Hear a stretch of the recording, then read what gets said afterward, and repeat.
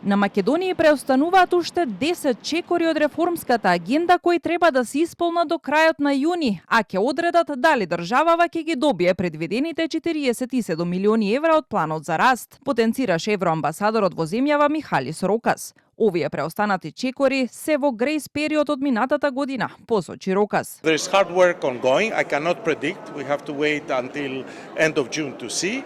And what also is happening is at the same time is the new reporting period for the steps of June 2026. And we see that there is momentum, but I cannot predict. Една од критичните за останати реформски точки е изборниот законник кој бара поширок консензус, вели министерот за европски прашања Бекем Сали. Иако извештајот за реформскиот напредок до декември минатата година се уште не е пристигнат, тој е позитивен, тврди Сали. Дополнително тој ги оцени како превентивни предупредувања изјавите на еврокомесарката Марта Кос и известувачот на Европскиот парламент за земјава Томас Вајц за неисполнување на реформската агенда и ризик од губење на европските средства во земјите кандидатки од Западен Балкан, меѓу кои и Македонија. 16 од 21 чекор се прифатени и тоа е одличен знак за нас.